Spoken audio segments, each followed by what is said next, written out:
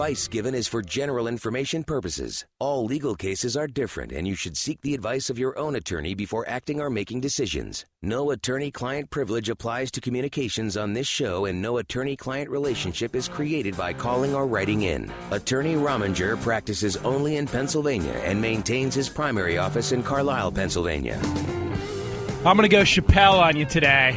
Carl Rominger here, 540-0580 if you want to talk. You want to heckle me, whatever. Yeah, what contractually I just have to make it till 3 o'clock, right, Shane? Well, I guess actually, but for the most part, I probably wouldn't make it more. Right, so I just have to stay till 3. I don't actually have to do anything. Yeah, exactly. I can just, mutter away. Oh, well. Anyhow, I kind of like the fact that Chappelle went crazy again. Makes me laugh. He's a man who turned down $50 million to go hang out on a farm. So obviously there's a little something going on upstairs different than you or I think. I don't know. I wasn't in his position. No one's ever offered me $50 million to do anything. So I can't say absolutely that I'd take it. Maybe there's a chance I'd turn it down. Maybe it's drug money. Yeah. Well, is it clean drug money? Does it come from AstraZeneca or something like that? Just from selling prescription pills to middle class people. That's legal, Oh, that's what I hear. As long as there's a prescription and doctor involved.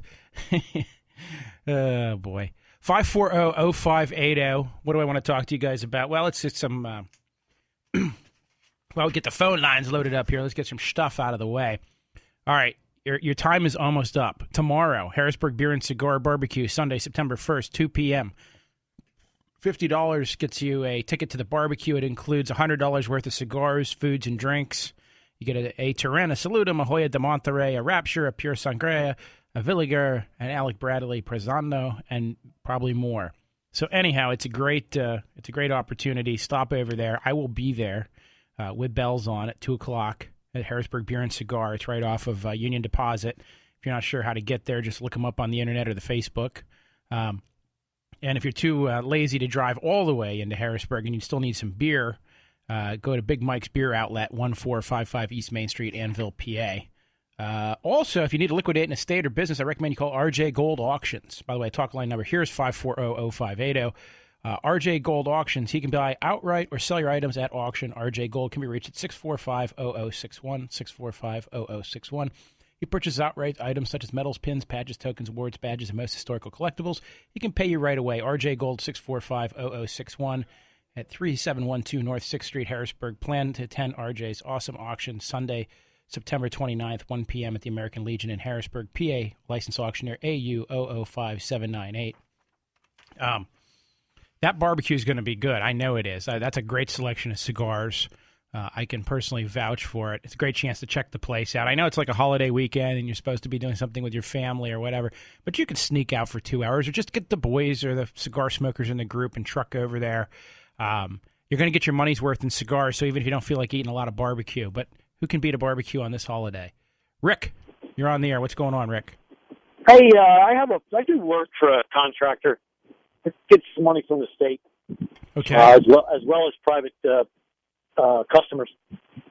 And they sent us a form, and the form states, vendor will indemnify, defend, and hold harmless the company name, as well as its officers, employees, and agents from all liability, damages, and losses, including reasonable attorney fees and out-of-pocket expenses incurred in defending claims that may result or may be alleged to have resulted from, in connection with, or related to the performance of the services to be provided by the vendor, me, and its employees, agents, consultants, subcontractors, and or representatives.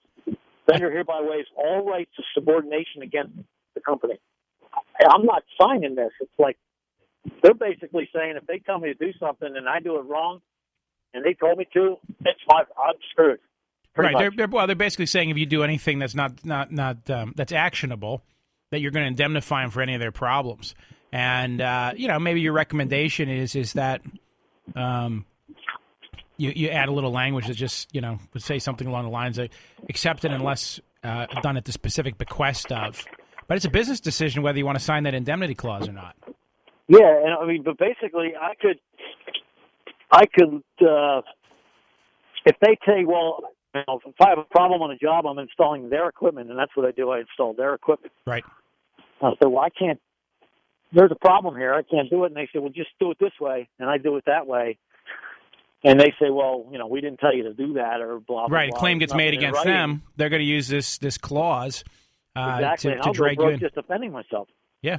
Well, again, so it's a business decision. Do you want their business or not? And how likely is this to become a problem? I had a contract one time where there was a clause in the contract we didn't like.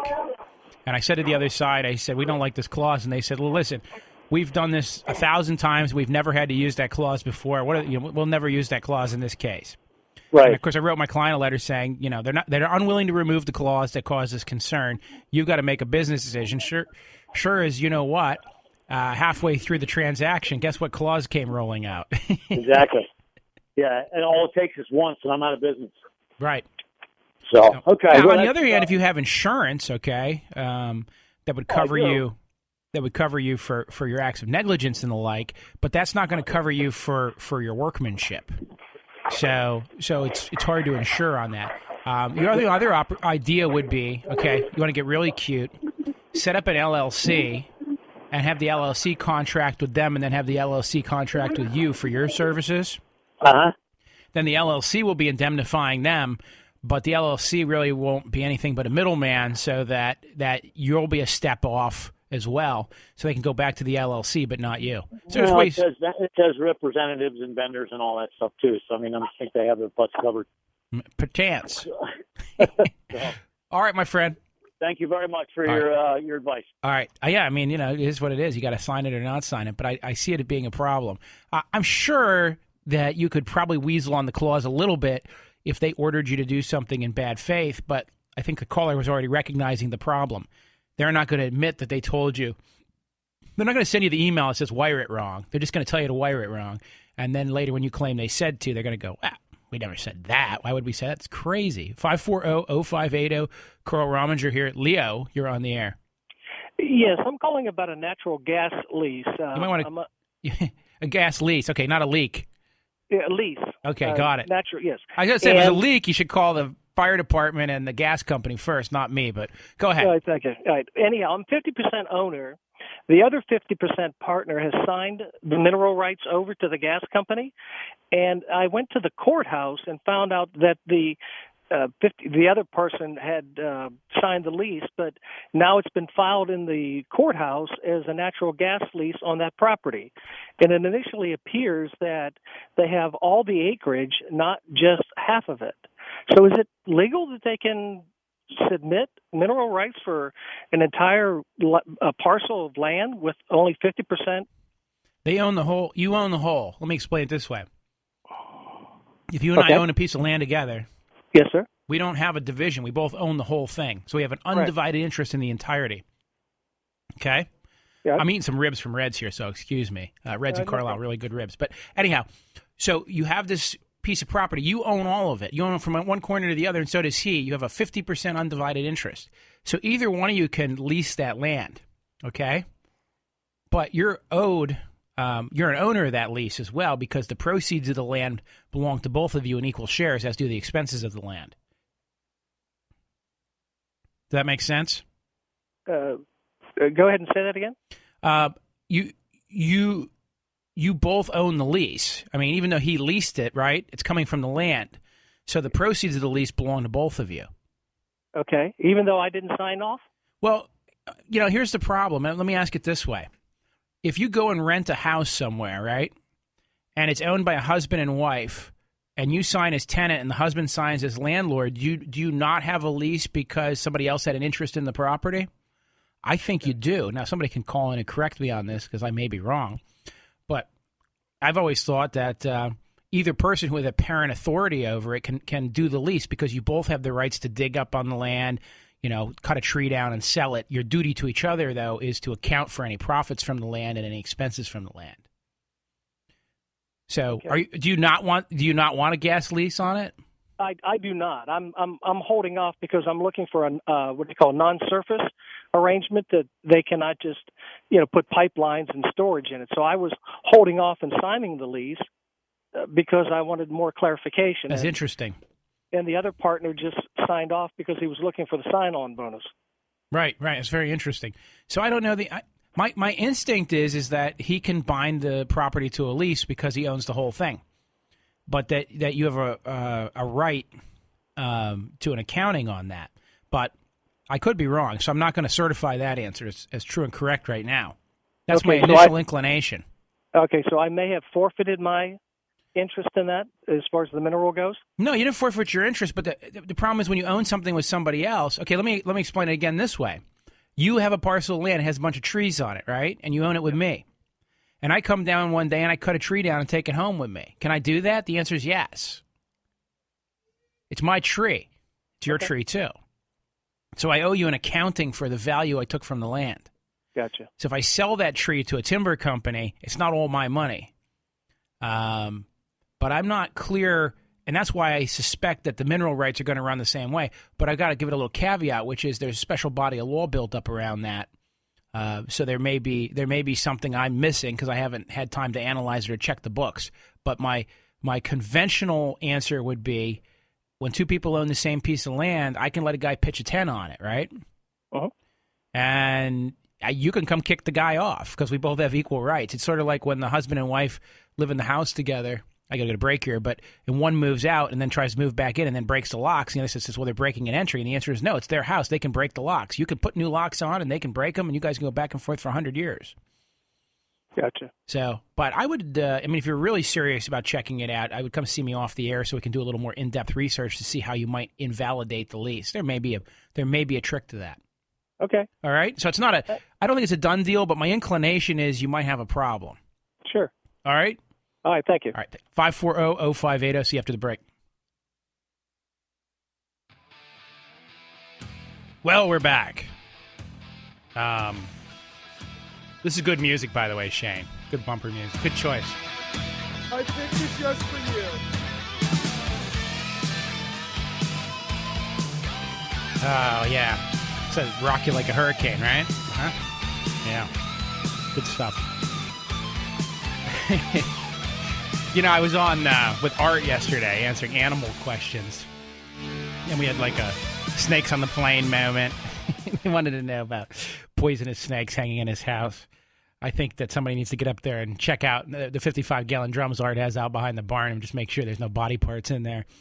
And then of course, I was joking around that I had Ken Matthews in the trunk of my car and I was driving him off to the woods. You guys all know now, 3 to 6 next week, it'll be Ken Matthews. That's going to be the new takeover show for afternoon. Are they calling it afternoons or do they call it the Ken Matthews show, or do we know? I don't think we know yet. We don't know. Well, I do wish him luck. I did read a couple facts about him on Twitter, though. It says there, I read on Twitter, so it must be true, that he thinks the New York Times is all right. He actually wrote Common Core, and he puts fluoride in your water, and he's related to Howard Dean. So if it's on Twitter, it must be true, right? I agree.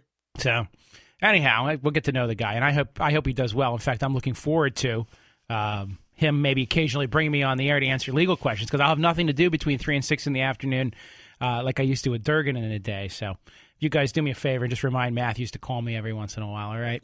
540-0580. If you have a legal question, you want to get it here on the air. I know it's a holiday weekend, and I'm sure your thoughts are on hot dogs and hamburgers and ribs. And everybody else is out there picnicking while I'm stuck here in the studio working hard to figure out what we can help you with. Now, what was it? I had a thought because this comes up so frequently. So I know what I was going to talk to you guys about. Yesterday, I got a Facebook message from a girl.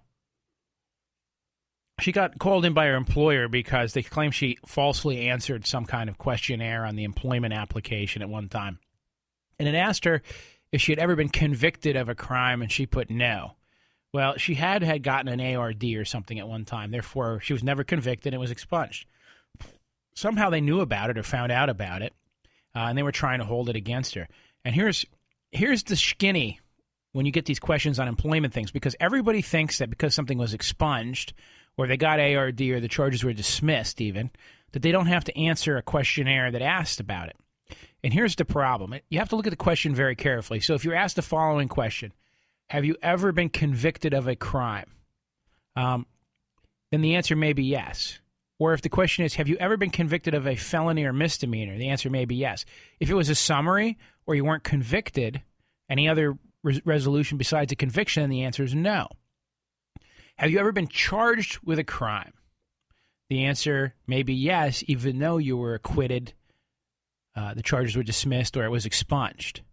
Have you ever been arrested for a crime that wasn't expunged? Okay, then the only answer, no, under certain circumstances. So you have to read the question very closely. There seems to be a misperception in the wide world that if something was expunged, you don't have to answer it truthfully anymore. Or you can just pretend it never happened. And sometimes you're even told that by your lawyer or the judge or the prosecutor. And the answer is it may be illegal in certain circumstances for the employer to ask you that question, and it may be inappropriate, and it may be actionable if they take action based on it. But you still have a duty to tell the truth, particularly the government jobs where you're certifying things. And the federal government jobs have different rules, and the state government jobs, which have different rules than private employers. So if you're hung up on that question, I would do an analysis of it and maybe even talk to a lawyer before you get yourself in trouble. But if you ever had a charge expunged or dismissed, you may still have to answer it depending upon how the question is worded. And then, of course, depending on how the question is worded, maybe you can word your answer cleverly, too. It is possible to answer a question in a misleading way while being technically true, although that's not recommended. 540-0580. Mike, you're on the air. Hey, Carl. What's going on? Nice to talk to you. Enjoy your show. Here's what's going on. My son yesterday got a summons, and I guess from 2 weeks ago he was at a friend's house. He was drinking. He's 20 years old. And some sort of running with a new neighbor. And really, I don't think it was anything. The cop didn't even seem to bring it up. My son didn't have his ID with him. And just asked him how old and date of birth, and said the cop was grilling him about this. And, he had been drinking, and he admitted that and had him blow. And really didn't give it a second thought till yesterday when the summons showed up. And now I think his biggest concern is 90-day suspension of his license. Driver's license, and, yeah. It's an underage drinking charge? Right, underage drinking. What county? Lancaster. Okay. Well, depending, those charges can be resolved a couple of different ways. Sometimes you can be entered into an ARD program where it gets expunged off your record, okay? But you still do a driver's license suspension. Sometimes you can change it around and avoid conviction. And now if you change it to a disorderly conduct, for instance, it'll stay on his record for 5 years, and then he's allowed to try to expunge it and would be successful as long as he behaves himself. Right, and I read that, and it wouldn't affect his driver's license, right? Right. And then sometimes we have even more creative resolutions. There used to be one judge, you take the guy in, I say kid, 17, 19, or 20-year-old who'd been drinking, and then he would volunteer to do 100 hours of community service at the local fire hall, washing fire trucks and painting things, and magically the underage drinking would go away. That's possible in some jurisdictions, not all. So there's a lot of possibilities, but that 90-day driver's license hit's a major deal for most people. Right, and that's what he's worried about. And he's got money saved for fines or classes or whatever. And he said he wouldn't feel comfortable talking to the police officer about this. So is that something like a lawyer? Yeah. In fact, him talking to the police officer, it never goes well because the police officer probably says, well, you were drinking. And then he tries to argue, well, it's not a big deal, or here's what. It's better to have an intermediary where I can be like, well, kids are kids. And then maybe the cop says to me, yeah, but we were there to investigate something else, and they were being, jerks, and they wouldn't answer our questions, and they wouldn't help us out with this. And that's when we said, well, fine, you want to be, a hard one, then I'm gonna, But I can sort of back that down sometimes and work it out. Other times we have to have a hearing. But you can win these at hearings, too, by the way. Really? Mm-hmm. I can't tell you how, but, I can show you how. Right. So it's in we live in Chester County, and it's real close, and the court is in Intercourse, Pennsylvania. Is that a jurisdiction that you work in, or do you know someone? Can I say I enjoy going to Intercourse? It's a good place to practice. I don't know. Can I say that on the radio? Shane, you know what the tagline of that is, right? It's better than that other Lancaster town. But anyhow, seriously, yes, we do all of Lancaster County. I was waiting in the show for years for somebody to bring that town up. But anyhow, absolutely. Okay, well, I appreciate it, and he's got a, he's a really good kid, and spotless record and all that. So it's a good idea to give your office a call later on. Yeah, absolutely. We'll be back in full force Tuesday morning. Okay. Monday's some kind of holiday. As far yeah, that's what they got coming. And as far as his form, as far as pleading, just wait and talk. And then we'll talk about it. Maybe get a little more. I mean, I may end up in a position where after talking to him, I say I wouldn't bother fighting it, but I would always usually recommend it. But what we would do is then when he sends in the not guilty, send along a little note saying I'm representing him, etc. And that way it gets scheduled in a way. Otherwise, they schedule it and then we have to reschedule it. The judge's offices will usually cooperate with the lawyers to set up a mutually beneficial time for the police officer, the lawyer, and the judge. Okay. For some reason, we never include the client in that.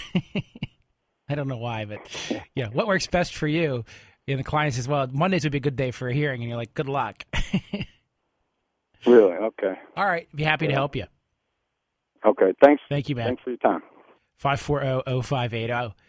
If I offended anybody with that reference to that little Lancaster town, I don't really care.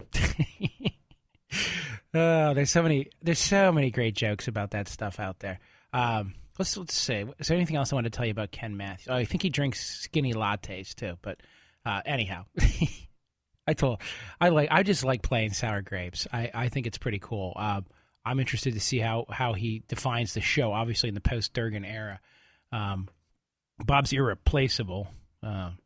So I'm not exactly sure, what replaces that. So it's going to be a new personality, a new guy, and we have a lot to talk about. I mean, when we come back, I want to talk to you guys a little bit about Syria and Russia, as well as your legal questions. 540-0580. See you in a minute.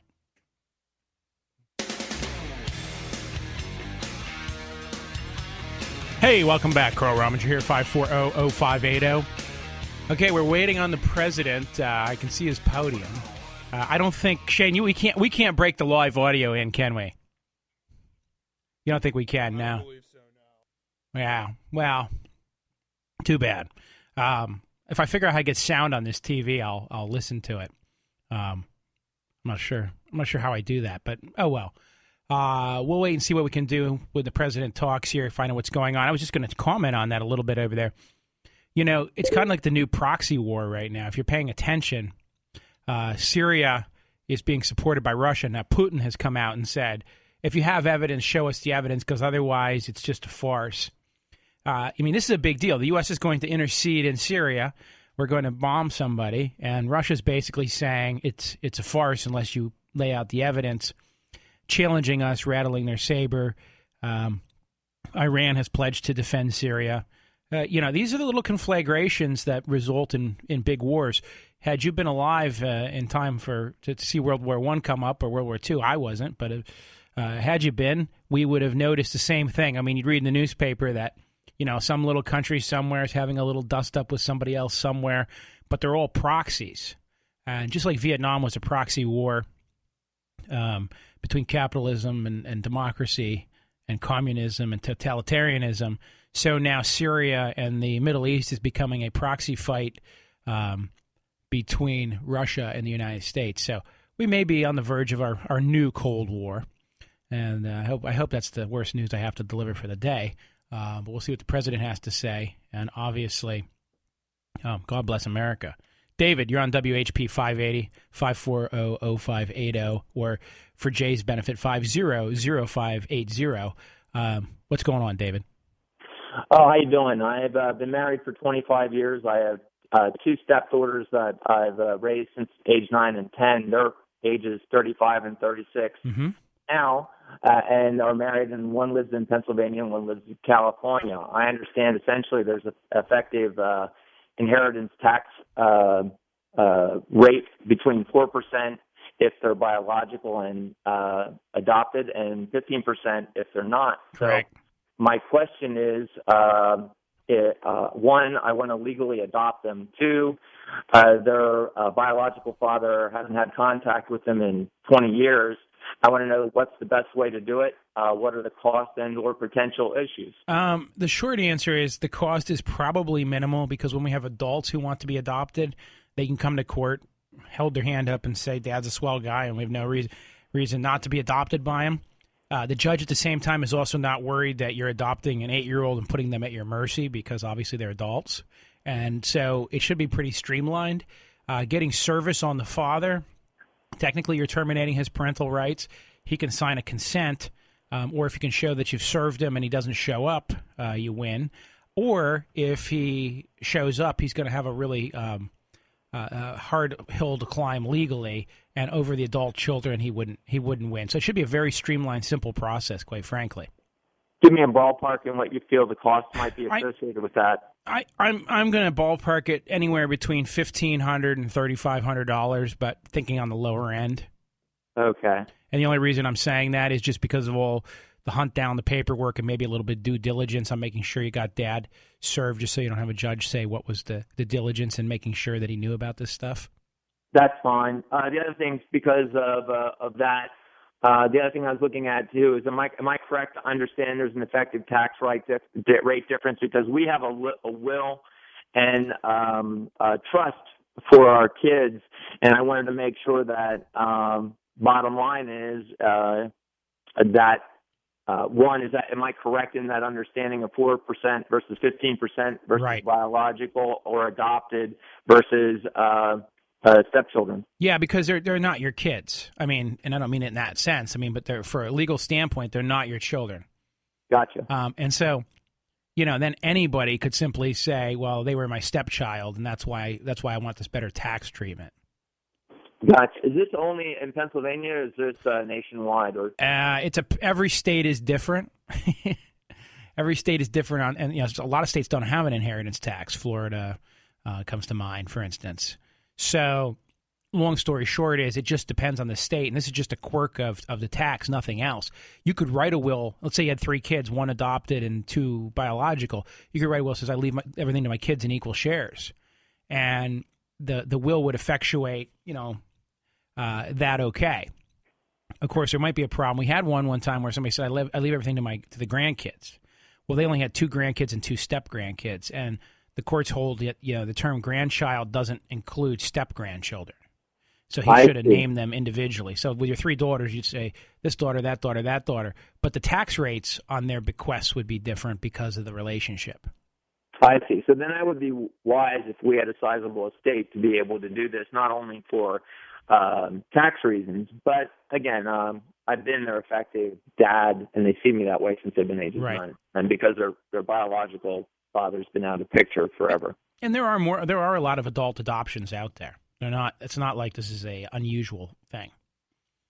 Well, that's been terrific. I think you've been extremely helpful, and at least we're headed in the right road. We're just taking some actions currently and wanted to make sure, in fact, that we had concurrence by somebody like yourself. And if you have estate concerns, but there's also other aspects of it, too. By creating that familial relationship, they can also become the beneficiary. For instance, if there was a lawsuit involving wrongful death for you, they can become the natural beneficiaries of that as well. So there's other advantages, too, to having them as your adopted child. Sure, because they would be my heirs. Yes. Essentially. Become your heirs, and they have standing for other purposes. It just streamlines a lot of processes. In the event of your death, or even an injury, medical things these days. Well, what's your relationship? Well, I'm his daughter. Well, how are you his daughter? Those sorts of things. So great. This is a very wise thing to be able to do. Then I just wanted to make sure that. There's no harm to it, and it will simplify a few things. Well, yeah, I was going to say the tax ramifications could be huge. Yeah, I mean, you could create some crazy trusts, and irrevocable trusts, and do some things to step around all this too. But that's probably in the long run more complicated, more expensive than a straight line adoption. No, that's fine. I appreciate it. All right, boss. Take care. Thank you so much. All right. 540-0580, Carl Rominger here. John, you're on the air. What's going on? Yeah, you were going to talk about Russia and Syria and the high degree of confidence evidence that our government is presenting, and that's the words they're using, high degree of confidence. And people should just remember that the head of the NSA got caught lying in Congress. He took an oath of an oath and then lied about, do we spy on Americans? And then just about a month ago, the United States government forced down the president of Bolivia's plane in Austria, and, with our intelligence organization, because they thought that Edward Snowden was on his plane. Right, and they right. forcibly searched it in Austria. Now, nobody in South America is talking to us because of that. And this is, in other times, that would be an act of war. So, well, it is an act of war. It's just that we're too big for those countries to act accordingly, right?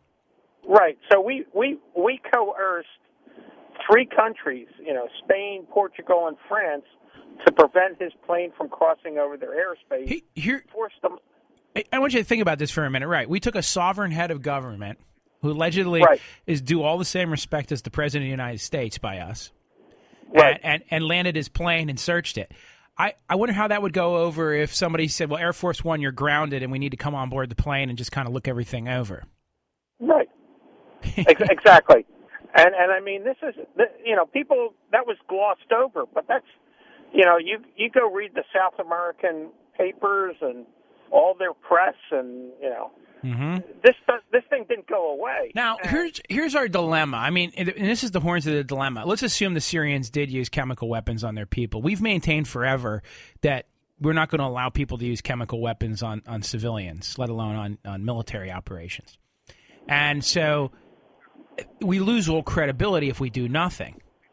Right, but we're all assuming.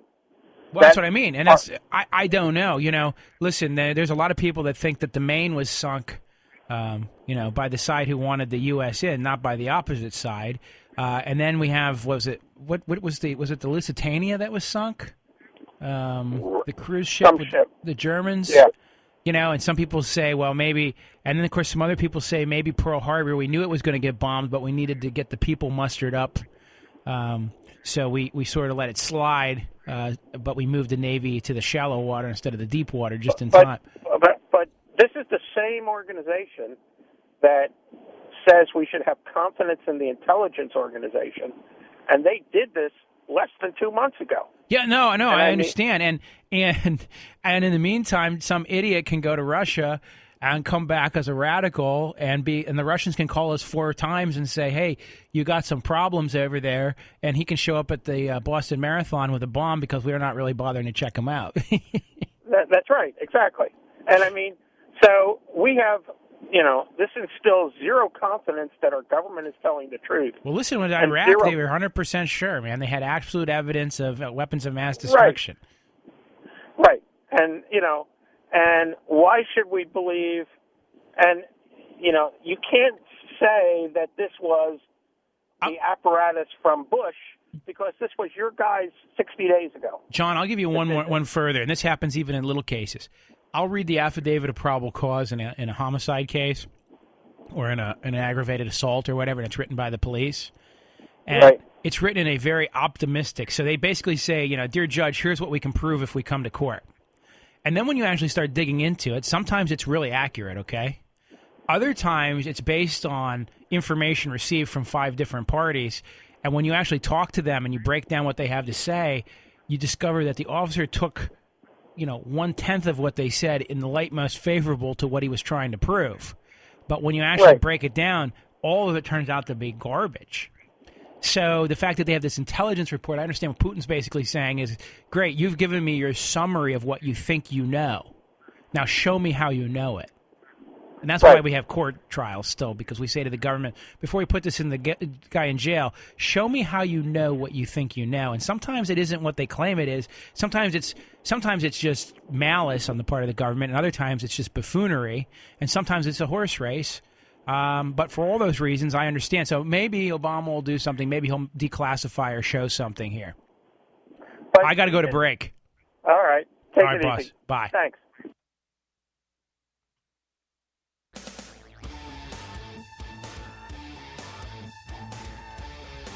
Oh, boy. Well, the president's talking. I have no idea what he's saying. We'll get the summary here in a minute because I'm Googling real-time feed on what he's saying. So we'll see. I don't know if we've launched anything or going to do anything, or he's still making the justification. Of course, the delay basically has allowed Assad to move his resources around. Roosevelt, you're on WHP 580. How are you? How you doing, Carl? Good. First of all, tell Shane I like that commercial. You guys come up with good commercials for your law firm. Thank you. Yeah, Shane came up with that. And as far as Putin goes, Putin is full of poop. Okay. Pooping. Okay. Also, I'm very disappointed that you or Art Shelby, neither one of y'all got that job, and I hope the powers that be know it. Well, I do have to say, I've discovered those things I found on Twitter about Ken Matthews. Okay. I actually wrote those on Twitter, so maybe it's kind of maybe citing myself. I can't believe it. Okay. Well, thinking of Twitter, that's part of my question, because there's been some cases that I wonder, can you charge the people who are sending people text messages over their cell phone and Twitter messages while they're driving? And what do you think about this? Oh, there's that case that just came out of New Jersey where they held the guy liable who was texting to the other guy. But we have a saying in the law, or an axiom, bad facts make bad law. Okay. And so in that particular case, these two boys are writing back and forth fast and furious. In other words, you've got 70 text messages and phone calls back and forth in a very short period of time, so that it's very clear that based on what they're talking about, that the one boy knows that the other boy is driving, okay? Mm-hmm. And he knows where he's going and what he's doing, and they're going back and forth. So it would be different if I sent you a text and said, hey, Roosevelt, what are you up to? And you sent me back a text and said, well, I'm driving to the mall. And then I send you back a text and I say, yeah, well, can you stop at the Gap and pick me up some jeans? And you text me back. At some point, it's pretty clear that I know you're driving to the mall and I'm engaging you in a conversation. If it was, hey, Roosevelt, what are you up to? I'm driving to the mall. I'd be like, hey, dude, just text me when you get there. Then we probably have no problem, right? Okay, right. So the idea is, and this kind of makes sense, if I'm in the car with you and you're driving down the road and I occasionally reach over and put my hands over your eyes, right? Okay. I'm probably going to be responsible if there's an accident. You might be responsible, too, for not kicking me out of the car and continuing to drive when I'm horse playing in the front of the car. Or like my buddies used to do when we were teenagers, reach over and grab the other guy's wheel and pull on it, right? Right. Those sorts of things. This is just more remote, so it feels a little different, but the answer is it's the same analysis. Well, what do you think? Is it going to be good law, bad law? What do you think? I think it'll eventually be good law but it's going to be clear that you knew the other person was driving. Okay. It's going to have to be clear that it was a point of distraction. Even if I know you're driving, I could send you a series of texts with the idea of thinking that you're not going to look at them until you are not driving. Yeah, that's the thing. Can they also say, well, why don't you just turn off your phone? Yeah, and they actually have some cars now where they've got technology that'll jam your cell phone in the driver's seat. How about that? Yeah. So the rest of the car is okay, but the cell phone's in that magic area around the driver, it jams. But the reality is, listen, people out here are listening to us on the radio right now in their cars, right?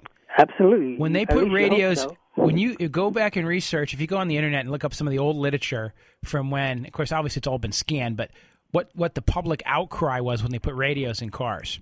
People were absolutely incensed that the entire world was going to come to an end and drivers were going to run everybody over because they'd be listening to the radio and distracted, changing knobs and distracting. Guess what? It turns out that radios do cause deaths because people get busy changing the radio station, probably right now, for instance, and then when they're busy looking at their dial, they crash their car.